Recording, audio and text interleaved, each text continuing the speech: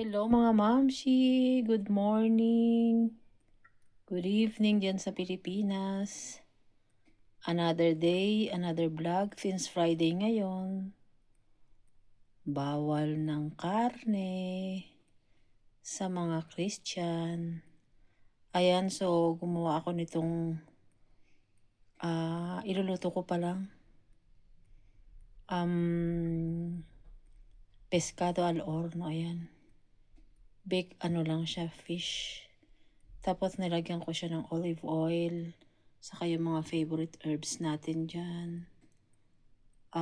Bawang. Kaya depende sa kung anong gusto nyong ilagay. Kung may rosemary kayo, lagyan nyo salt, pepper, garlic powder. Ayun lang po nilalagay ko dyan. Simple lang. Tapos may lemon. And then may kamatis saka sibuyas. So ganun lang po ka-easy. Ayan.